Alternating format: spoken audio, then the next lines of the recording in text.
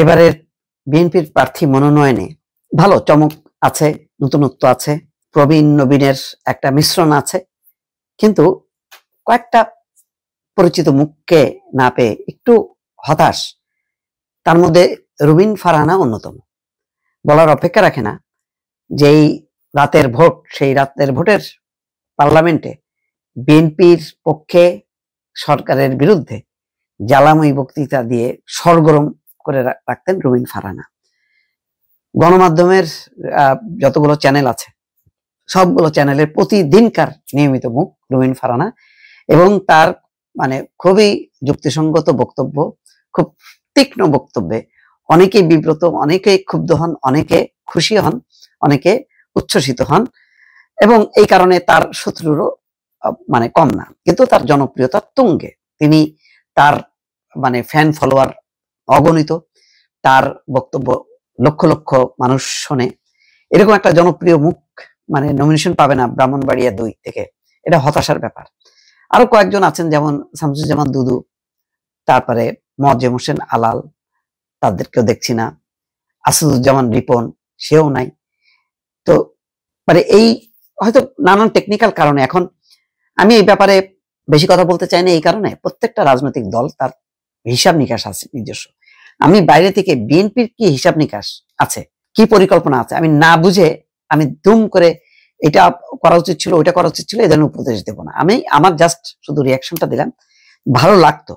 এখন আমার এটা হলো চাওয়া, একজন সাধারণ মানুষ হিসাবে, একজন মনে করেন আমি অঞ্চলের ভোটার না হলেও, যেহেতু রুবিন ফারহানার সাথে অনেক টকশোতে আমি অংশ নিয়েছি, এবং বলা যায় যে বাংলা ভিশনে আমি যখন দায়িত্বে ছিলাম নিউজের হেড হিসাবে, তখন এই টকশোতেই প্রথম আমি নিয়ে আসি রুবিন ফারহানাকে, এবং এখানে ভালো এত চমৎকার বক্তব্য দিত। তারপরে সম্ভবত প্রয়াত জাফরুল্লাহ, তিনি আবেদন করেন বিএনপির কাছে যে তাকে এমপি করা হোক। তারপরে সংরক্ষিত মহিলা আসনে তাকে এমপি করায়, এরপর থেকে তো উত্থান। সেই জাফর ভাই থাকলেও নিশ্চয়ই আজকে সেই হতাশাটাই ব্যক্ত করতো, তা আমিও হতাশা ব্যক্ত করি। এর মধ্যে তার এমপি সংসদের অবস্থান, তার রাজনৈতিক অবস্থান নিয়ে অনেক রকম বাদ প্রতিবাদের মধ্য দিয়ে দলের মধ্যে অনেক রকম গ্রুপিং আছে, সেই গ্রুপিং এ বেশ কোণঠাসাই থাকেন রুবিন ফারহানা। তো তারপরেও তার একটা অবস্থান আছে, সার্বিক অবস্থান আছে, সেটা নিশ্চয়ই দলের ভারপ্রাপ্ত চেয়ারম্যান অনেক কিছু বিবেচনা করেছে।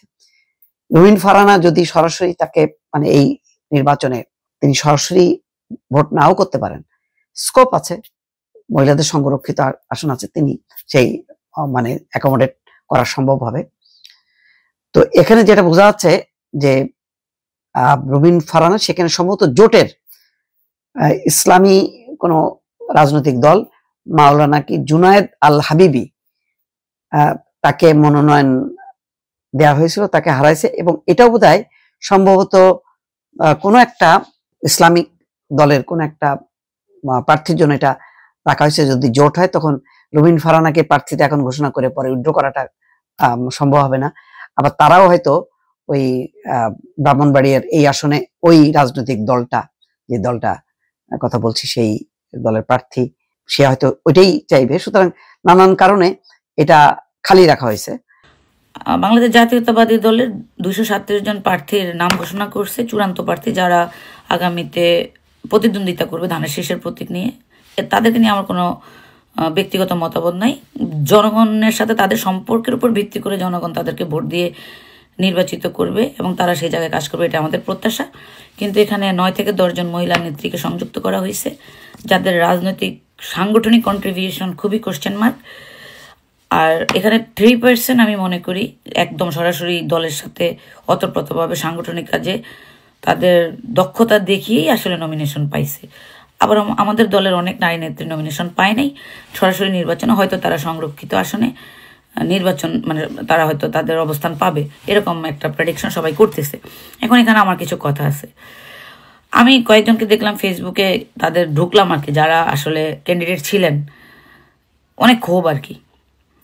তো আজকে তাদের জন্য আমার এই ভিডিওটা করা। সেটা হচ্ছে বাংলাদেশ জাতীয়তাবাদী দলের যারা নারী নেত্রী আছেন, আপনারা আসলে এক একজন দলের স্বার্থে কয়টা নারী নেত্রী তৈরি করছেন, এটা একটা কোশ্চেন আজকে আপনাদেরকে রাইখে গেলাম। আমি ইডেন কলেজে রাজনীতি করছিলাম 2001 থেকে 2008 সাল পর্যন্ত, 9 সাল পর্যন্ত। আমি দেখছি সিন্ডিকেট কাকে বলে। একটা সম্ভাবনাময়ী কলেজ ছিল, সেই কলেজে ভালো নারী নেত্রী তৈরি হইতে পারতো, সেটাকে ধ্বংসস্তূপে পরিণত করা হইল।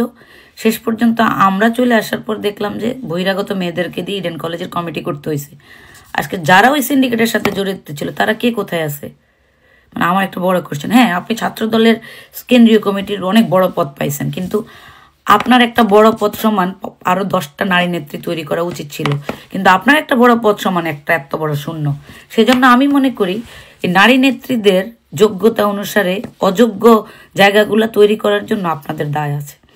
আজকে যারা সংসদে যাওয়ার মতো যোগ্যতা রাখে, হ্যাঁ, যারা সরাসরি হাসিনার দিকে আঙ্গুল তুলে কথা বলেছিল, জেল কেটেছিল, এবং এরা কেউ কিন্তু অশিক্ষিত না।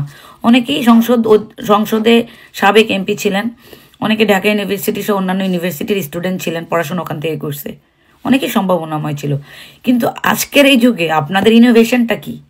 এই যে একটা মহিলা দল 11 বছর ধইরা, ধরেন আমার বয়স যখন 30 বছর, আমার বয়স 10 বছর পরে আইসা দেখি সেই মহিলা দলের একই কমিটি সেন্ট্রাল। আমার বয়স যখন আবার 50 বছর হবে, সেই মহিলা দলের ঘুরা ফুইরা সেই কমিটির লোকজনই আবার। আমার বয়স যখন 70 বছর হইব, তখন ওই মহিলা দলেরই সেই বুড়িগুলারে আমি দেখব, তাহলে তাদের বয়স তখন 105 বছর। এটা কি মহিলা দলের কমিটির স্ট্রাকচার, সাংগঠনিক কাঠামো? আপনারা এটা নিয়ে কথা বলেন না কেন? এই যে আমি আজকে বলছি, হয়তো আফরোজা আব্বাস ভাবি আমাকে হেইট করবে, আই ডোন্ট কেয়ার, কিন্তু সাংগঠনিক কাঠামো অনুসারে কেন নারী নেতৃত্বের স্প্লিট করা হয় না? ছাত্রদল থেকে মেয়েরা বের হওয়ার পর তারা কোন সংগঠন করবে? ভাইদের পিছন পিছন ঘুরে, ভাই আমার একটা পদ দিয়েন, ভাই আমার একটা পদ দিয়েন।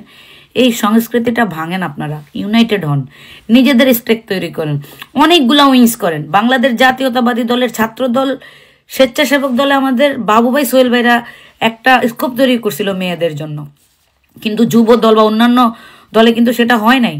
আমি মনে করি আমাদের নেতা জনাব তারেক রহমান অবশ্যই এটা মূল্য দিবে, যেহেতু শহীদ রাষ্ট্রপতি জিয়াউর রহমান মেয়েদের সংসদে যাওয়ার স্কোপ তৈরি করছে, মেয়েদেরকে পুলিশে চাকরি করার স্কোপ তৈরি করছে, আনসারে কাজ করার স্কোপ তৈরি করছে। সেই দলের 52% নারী ভোটারের জন্য আপনার দলে 52% নারীদের অবস্থান নিশ্চিত করা, এটা মানে আমি মনে করি দলের মৌলিক দায়িত্ব। আমাদের একটা যুব মহিলা দল থাকা উচিত, স্বেচ্ছাসেবক দল মহিলা দল থাকা উচিত, ছাত্র দলের ছাত্রী উইংস থাকা উচিত, প্রত্যেকটা অঙ্গ সংগঠনের মহিলা উইংস চাই আমি, যেন আমরা আমাদের স্টেক নিয়ে আমরা আমাদের মতো করে প্ল্যাটফর্ম তৈরি করি। হোক না 30টা মেয়ে, 20টা মেয়ে, বাট হোক। তারপর আপনি যদি 3টা উইংসে 20টা কইরা মেয়ে দেন, তাহলে 60টা মেয়ে, এই 60টা মেয়ে